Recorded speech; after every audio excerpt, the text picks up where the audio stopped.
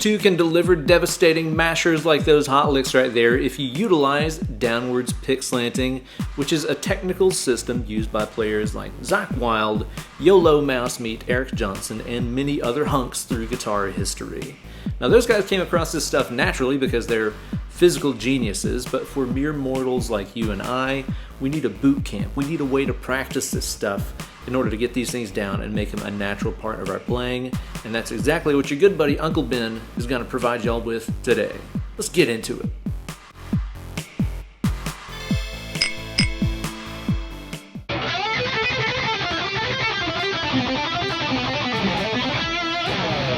Hey there kids, it's your pick slanting pal, Uncle Ben Eller here.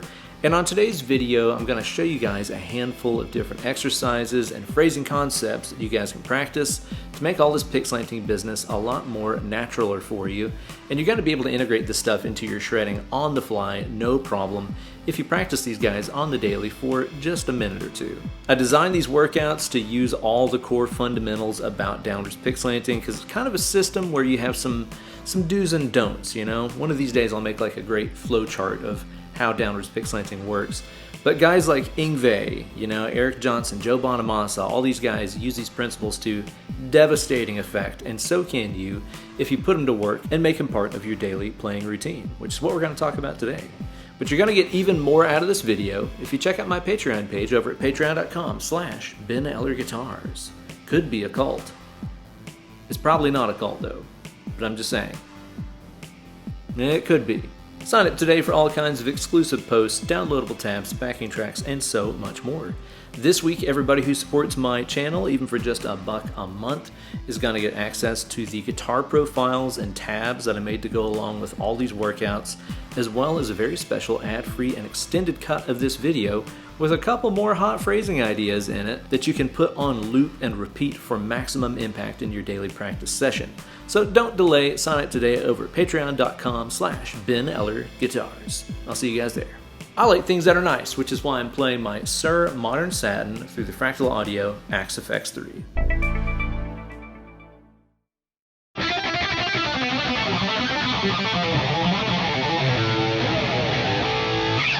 Okay, so I've got tons of videos on downward pick slanting for you to check out here on my channel, but the best advice I can give you is to go over to Troy Grady's page and watch the entire Cracking the Code series. It's incredible.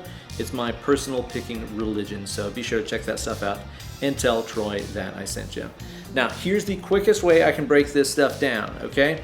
Regular picking looks like this. It's straight up and down. Either way, your pick is kind of stuck in between the strings. Makes it really hard to change strings at high speed. Downward pick slanting, what you do is you take that and turn it on its axis. You see that? Now my downstrokes go into the strings, my upstrokes pop out of the strings, and that is the entire basis of downward pick slanting. This comes with a handful of assets and attributes. For example, the ability to change strings in any direction off of an upstroke, because our upstroke is always going to be getting airtime and away from the strings. That means I can play like 1, 2, 3, 4 notes, and then change either to a higher string or a lower string with ease because my pick is away from the strings. This also means that it's going to be really easy to do one-way economy picking, downstrokes to downstroke specifically. It's like having a paintbrush that's permanently pointed this way. It goes down the wall great. Up, not so much, so we just avoid that and don't do it. So down to down economy picking only is available with downwards pick slanting. In order to make the best of those attributes, there's some strategies that we employ, and all these workouts are going to center on those. So buckle up, buckaroos. First thing that we're going to talk about here are the alternate picking only workouts.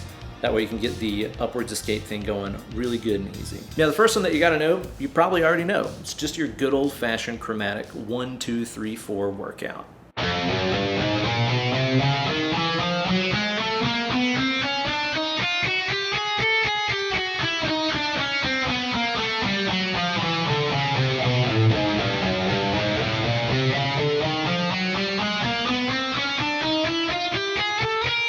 We know it, we don't love it, but it is great to make you into a downward pick slanting master. You'll notice whenever I got to the high E string, I crept up a position. It's really important to do it this way because sometimes I see people practice this and they go 1, 2, 3, 4, 3, 2, 1. 1, 2, 3, 4, 3, 2, 1.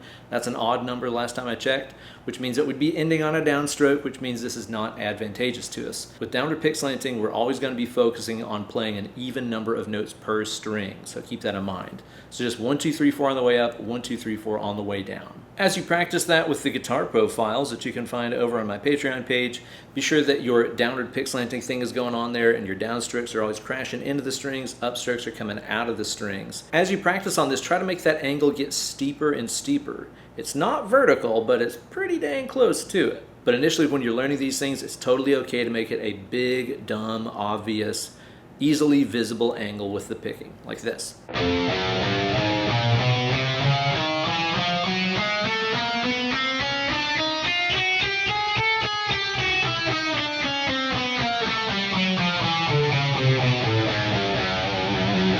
Exaggeration is okay when you're learning new techniques. You can always shrink it down later, and it will happen as you get these techniques faster and faster. Exaggerating it makes all the benefits more beneficial. Helps you really learn to trust the motion and mechanics that you're going to get when you're downwards pick slanting. Workout number 2 for the alternate picking side of this is going to be one of my favorite shred phrasing concepts, very Paul Gilbert-y.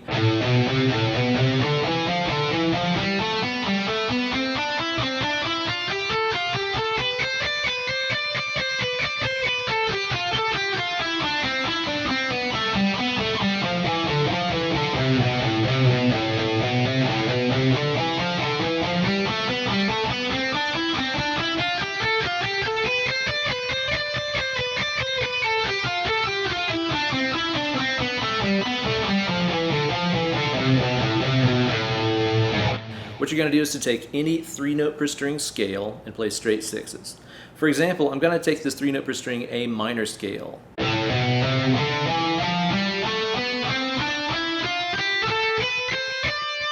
And instead of playing it straight up and down, which is really difficult and musically super boring, I'm just going to play up or down each string 2 times. For a total of 6 notes, which means I'm always going to be ending on an upstroke. Again, even numbers of notes per strings are very important for downwards pick slanting, so practicing these straight sixes like this is going to be a cornerstone of your technique. On the way down, I simply walked from little finger to first finger on each of those shapes.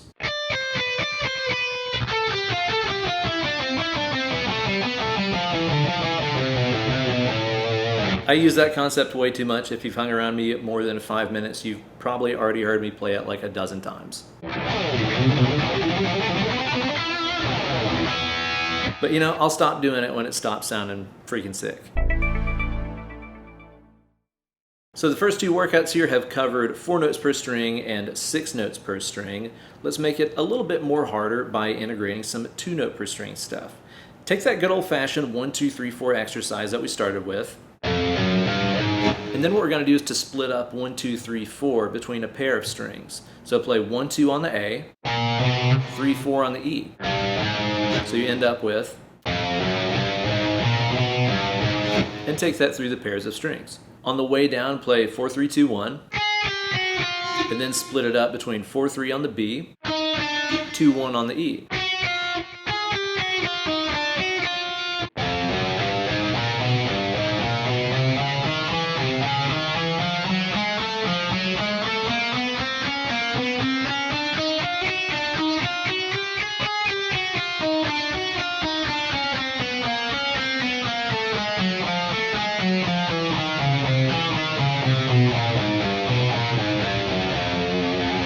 The 2-note the 2-note per string groupings are a lot more challenging to play because you're just on that string such a little amount of time, then you got to get back to the other string. But it's important to practice that stuff because it's at the core of downward pick slanting players like Zakk Wylde and Eric Johnson, and I know you want to get them hot, beastly 2-note per string licks into your repertoire. So the next exercise is really designed around that and features an Eric Johnson favorite, the minor hexatonic scale.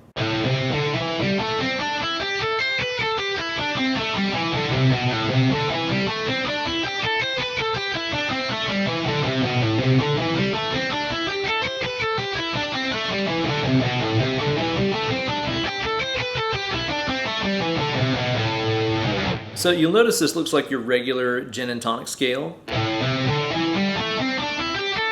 except that we're strategically using 2 B notes on the E strings. These are there to help us turn the picking around, because here's an issue a lot of players have. They go out the way that they came, and that can lead to odd numbers of notes per string, which can throw your picking off and get it all twisted around. For example, I see a lot of players try to play licks like this at high speeds. And suddenly it feels really awkward. And that's because on the high E string here, you played 3 notes when you were changing directions. 1, 2, 3. That means we ended on a downstroke. That means every string now is going to be up, down, up, down, up, down, up, down, which is really awkward and hard to do if you're doing the downward pick slanting thing. This uses an Eric Johnson style strategic turnaround whenever we get to that high E string. We play this. Notice that we only use that B note in one direction. You could do it going up or going down. Either way, it's going to yield 4 notes, which means that your picking isn't going to get turned around whenever you change directions. Pretty cool, and it sounds dope.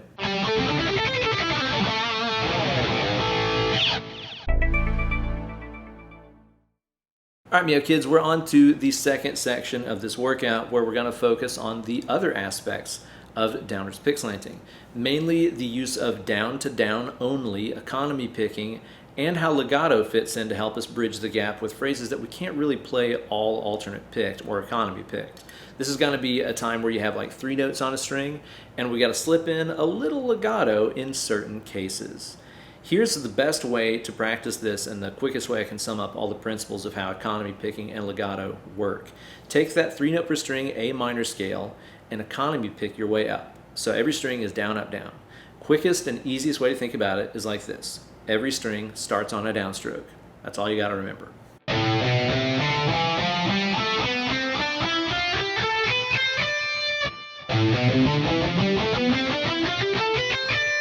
You'll notice that when I do those connecting downstrokes, I'm doing it with a rest stroke, where I'll take the last note of the E string and just let the pick rest on top of the A, like this. See it just sitting there, and then I just push it through when it's time to play that note.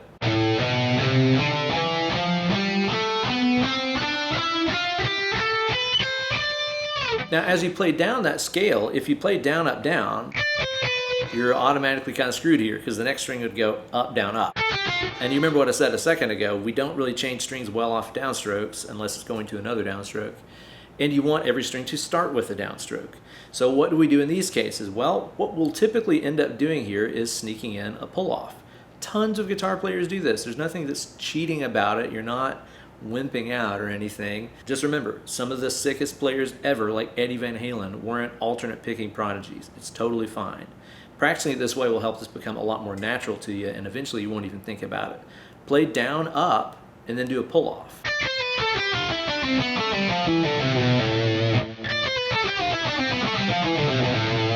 Hell, you could even put the pull-off first and do an upstroke on the last note of the string.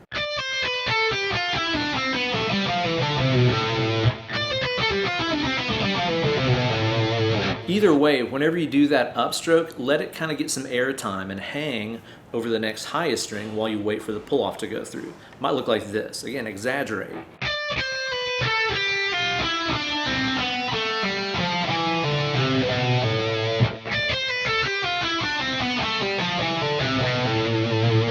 When you put it all together, you're going to have the entire Yngwie picking philosophy in one lick. Economy ascending, alternate, and a mix of legato descending. So many of YOLO Mouse Meets licks are put together with that mentality. It's crazy.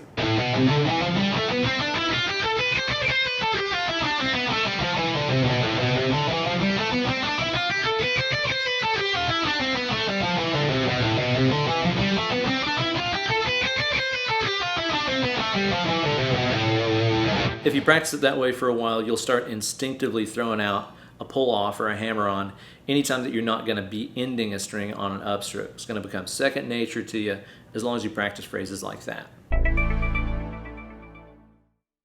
Second example we're going to talk about here combines the economy and alternate picking aspects of downwards pick slanting. We're going to be using some down-to-down economy picking for the odd number of notes per string phrases and some straight alternate picking with upstroke escapes whenever we play an even number of notes per string. Check this phrase out right here. We're going to use that 3 note per string A minor scale again.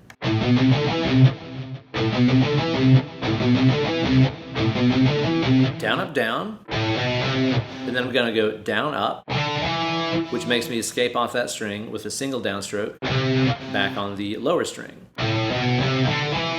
Follow the picking so close whenever you download those tabs and guitar profiles from my Patreon Patreon club, and it's really going to help you get this down. Take that phrase and run it through the entire scale. And again, remember, you're always going to start a string on a downstroke. Keep that in mind.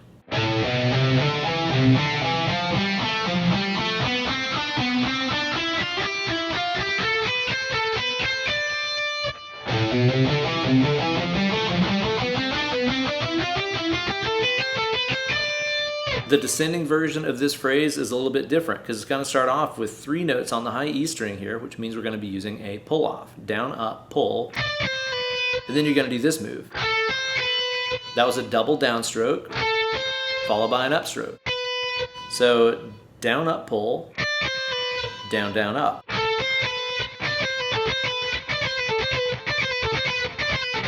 I recommend practicing it on its own on like 2 strings like that for a little while to get it under your mitts before you move that through the rest of the scale.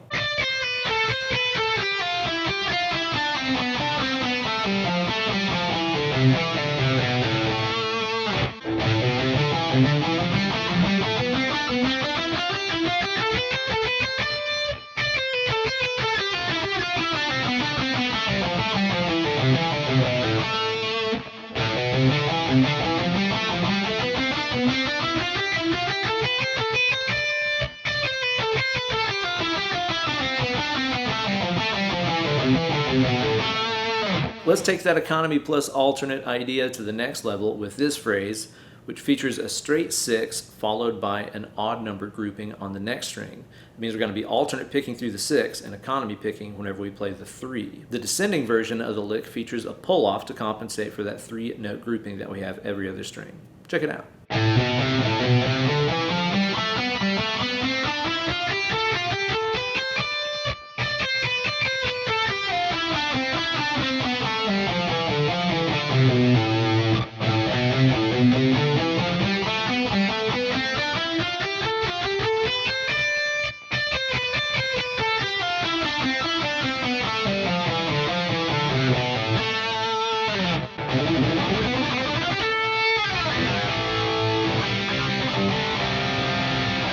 I love that one. It sounds awesome when you get it up to those burning speeds, and it'll help you get used to the somewhat lopsided rhythms that we encounter with downward pick slanting whenever we combine alternate and economy picking.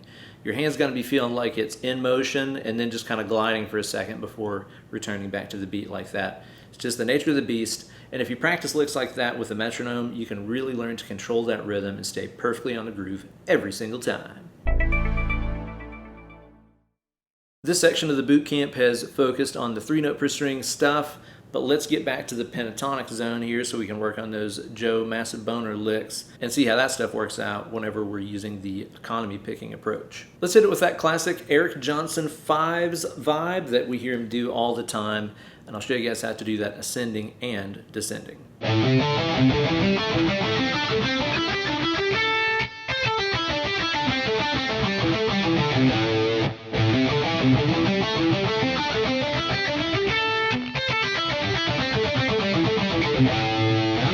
Gives you that classic EJ zap sound that we all love. How we're going to do this is to play up 2 strings using alternate picking, down, up, down, up. And then you're going to have this single downstroke on the lower string's higher note. Okay, so it's 1, 2, 3, 4, 5. And then just connect that last downstroke to the next part of the scale. 1, 2, 3, 4, 5. 1, 2, 3, 4, 5.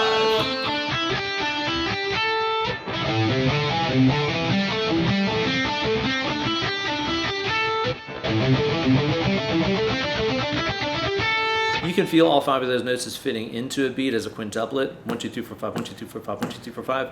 It could be played as triplets, you know? Or 16ths, whatever floats your boat. Just do it totally free and out of time over the beat, as Eric does a lot. That works too. On the way down, it's going to be actually the exact same approach. You're going to play down, up, down, up, down for every set of phrasing through the scale. 1, 2, 3, 4, 5. 1, 2, 3, 4, 5. 1, 2, 3, 4, 5. 1, 2, 3, 4, 5. Down, up, down, up, down, down, up, down, up, down, down, up, down, up, down, down, up, down, up, down, up. So many of EJ and Bonamassa's phrasing is based on that idea right there. So this is a really great one to practice through that. You could also practice that with any other 2-note per string shape, you know, like a diminished pattern, or even like major pentatonic. There's some different arpeggio shapes and stuff that use 2-note per string. Just go wild with it and master that 5s approach. That's an essential for the downwards pick slanting thing. That's really one of the phrases that helped me make the down to down thing legitimate, you know, to realize I don't need to be able to economy pick both ways. So many players don't, you know. Frank Gambale's amazing at it. Tosin Abasi's amazing at it. Eddie Van Halen never did, you know. Joe Satriani, Steve Vai, like my dudes, they don't do it. Nuno doesn't do it. Paul Gilbert doesn't do it, you know. The list of guys who don't do this stuff and kick ass is way bigger than the list of guys who can do it all and are amazing. It's just kind of like that. So if this technique is working well for you, why not just lean into it, you know? I know that some people look at this downwards pick slanting stuff and they're like, oh, there's rules, there's limitations, right? Like you can only go downstroke to another downstroke when you're changing strings, or you can only go upstroke to changing strings, or down up pull off or hammer on to change strings. It seems like there's a lot of like limitations at play here, but I don't think I've ever listened to Ynwgie Malmsteen and been like, man, that guy's really limited with his playing. His technique is so limited. I don't think any of us have ever said that, right? You ever think that about Eric Johnson? I don't really think so. I think he does just fine the way that he does things. If you want way more detail about the downwards pick slanting stuff and some phrasing concepts you can try out in your own playing and the general history of it, which is amazing, be sure to watch Cracking the Code over on Troy Grady's channel. It's like a documentary about picking, you know, approach it that way. It's not really like a sit down with your guitar and play a long lesson or anything. It's a history of the physics of motion and the economy of motion and why certain players play this way. It's fascinating, changed my life for sure, and I wouldn't be making this video if not for Cracking the Code. So all credit goes to Troy. So there you go, guys, some downwards pick slanting boot camp action, a whole metric butt ton of exercises for you guys to work on and incorporate these techniques into your playing today. This is amazing stuff. It can totally change the way that you play guitar. Dead serious. Like, you'll find things that work great every single time, you know? Goodbye to those weird instances where you can play some licks great and other licks you come up with are just terrible, or they're really hit and miss where you can nail them today but tomorrow you're gonna blow it. If you learn these principles and you learn this technique and you learn what works and what doesn't work, and you start tailoring your phrasing and fingering choices around it, then you can start getting mad consistent really fast. And if you practice these exercises, it's all gonna come natural to you. Especially like the economy on the way up, legato, you know, partial legato on the way down, or straight sixes either way through a 3-note per string scale. These are the things that really made this like super integrated into my playing. So I recommend spending as much time as you can practicing on those battle areas, especially with the practice tracks and tabs and guitar profiles and all that good stuff that you're gonna find over on the Patreon page, patreon.com/Ben Eller Guitars. Sign up today. Even for just $1 a month, you're gonna get all the goods to make this boot camp work even more better. Can't wait to see you guys over there. Thanks so much for watching the video. Be sure to subscribe, like the video, and ring the bell for notifications every time I upload a new slice of fried gold. And tune in next week for some more guitar shenanigans. Now get away from the internet machine, grab your favorite axe, and start downwards pick slanting your dicks off. I mean, maybe not that much. Anyway, less clicking, more picking.